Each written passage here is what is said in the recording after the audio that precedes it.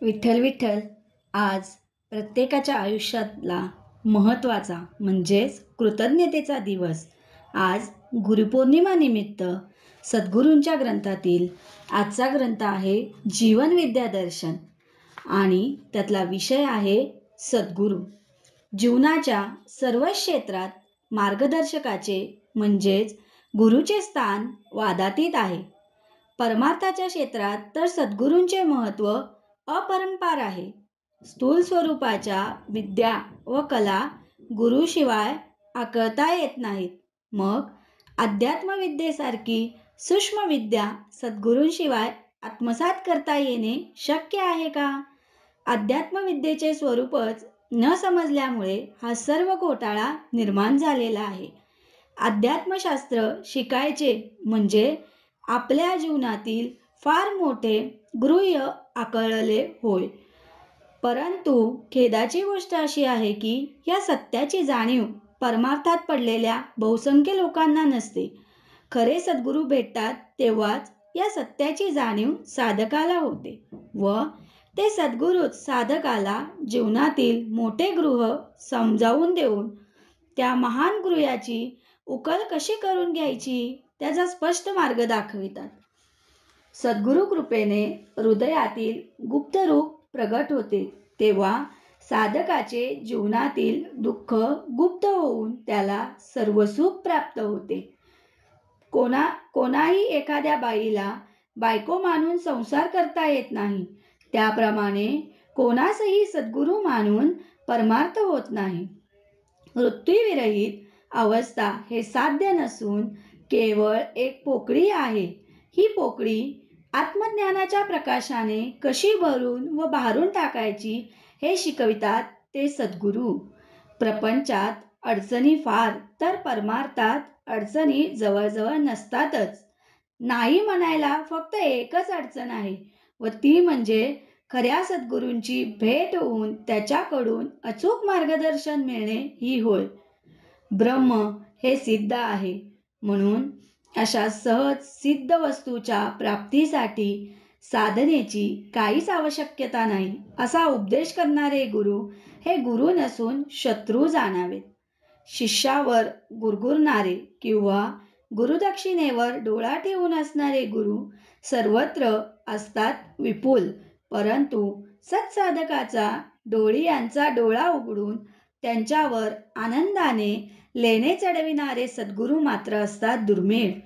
सद्गुरूंची गाठ पडल्याशिवाय चित्त जड ग्रंथीची गाठ सुटत नाही. सद्गुरू कृपेशिवाय परमार्थातील रहस्य आकळता येत नाही व हे रहस्य आकळल्याशिवाय परमार्थात स्वारस्य प्राप्त होत नाही. सद्गुरूंच्या मार्गदर्शनाखाली जे सत्साधक परमार्थाचा प्रवास आकाशमार्गाने करतात ते भगवंताच्या चरणी सुखाने व सहज पोचतात. हृदयातील देव अंतःकरणात कसा धरून ठेवायचा हे शिकवितात ते सद्गुरू. सद्गुरू महिमा आघात ही स्तुती नसून वस्तुस्थिती होय. परमार्थात आहे ते वर्म वेगळीत. हे मर्म ज्यांच्या कृपेने आकळते ते सद्गुरू. प्रथम नाम धरावयास शिका, मग राम कसा धरावयाचा ते सद्गुरू शिकवतात. खरे सद्गुरू भेटणे हे सत्साधकाचे परमभाग्य होय. गुरु असतात अनेक, मात्र सद्गुरू असतात फक्त एक. माळ मंत्र देणारे ते गुरु तर सदवस्तूंशी बीडविणारे ते सद्गुरू. स्वरूप साक्षात्काराचा अचूक मार्ग दाखविणारे ते सद्गुरू. बाकीचे सर्व गुरु किंवा एरू समजावेत. स्वरूपाचा वेध लागणे ही सद्गुरूंची खूण होय. सद्गुरूंना पूर्ण शरण गेलेला शिष्य सद्गुरू रूप होय. परमार्थात काय अर्थ भरलेला आहे हे खरे सद्गुरू भेटल्याशिवाय समजणे कठीणच आहे. श्री सद्गुरूंची प्राप्ती ही एक दुर्मिळ गोष्ट आहे. खरा सद्गुरू भेटेपर्यंत सद्गुरूंचे महत्त्व व महात्म्य सामान्य जणांना कळणे एकंदरीत कठीणच आहे. गल्लीपासून दिल्लीपर्यंत गुरु आहेत विपुल, परंतु परमार्थाची गुरुकिल्ली सत्साधकांच्या हातात देणारे सद्गुरू आहेत दुर्मिळ. गुरु म्हणजे हृदयात वास करणारे गुप्त रूप. ते गुप्त रूप जो स्पष्टपणे दाखवितो तो सद्गुरू. सहज असणारा देव सहज कसा प्राप्त करून घ्यावयाचा हे सहज शिकवितात ते सद्गुरू. तुझे आहे तुझ पाशी, परी तू जागा चुकलाशी. या संत उक्तीप्रमाणे श्री सद्गुरू साधकाला जागा करून त्याला त्याच्याच पाशी असलेल्या देवाची जागा दाखवितात. युक्तीने मन कसे धरावयाचे हे शिकवितात ते सद्गुरू. परेच्या पलीकडील देवांच्या प्रांतात आकाश मार्गाने जाऊन प्रत्यक्ष प्रवेश कसा करावयाचा हे शिकवितात ते सद्गुरू. सद्गुरूंचा महिमा ज्याला समजत नाही त्याच्यासाठी परमार्थ नाही. खरे सद्गुरू भेटेपर्यंत परमार्थात पडलेल्या बहुसंख्य साधकांची अवस्था बोलाची कडी बोलाचा भात, जेवून या तृप्त कोण जाहला अशा प्रकारची आहे. देवापेक्षाही सद्गुरू श्रेष्ठ असे ज्या साधकाला मनापासून वाटते तो साधक सत्साधक जाणावा. प्रयत्न करावयाचे असतात ते सद्गुरू प्राप्तीसाठी, देवासाठी नाही. कारण खऱ्या सद्गुरूंचा अलभ्य लाभ झाला की देव हातात आपोआपच येतो. अगदी निकट असलेल्या अनंताचे चरणी सतत टक लावून त्याला अंतःकरणात कसा अटक करावयाचा हे शिकवितात ते सद्गुरू.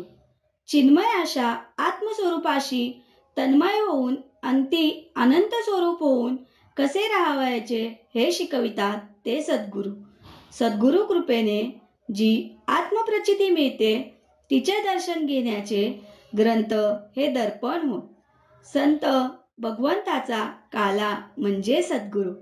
सद्गुरू म्हणजे सर्वेश्वराचे सगुण साकार रूप. गुरुकडून सद्गुरूकडे जाण्यात पाप तर नाहीच, पण शुद्ध पुण्य मात्र अपार आहे. कारण खरे सद्गुरू जे कार्य करतात ते गुरुला किंवा नावांच्या तथाकथित सद्गुरूला करता येणे केवळ अशक्य होय. माणसाच्या सर्व समस्या सहज सुटून तो सुखशांतीच्या नंदनवनात नित्यवास करीत राहील. जर मानवजातीने अखिल मानवजातीचे हित लक्षात घेऊन माणसाच्या समस्या सोडविण्याचा प्रयत्न केला तर अन्यथा इतिहासाची पुनरावृत्ती अनंत काळापर्यंत होतच राहील.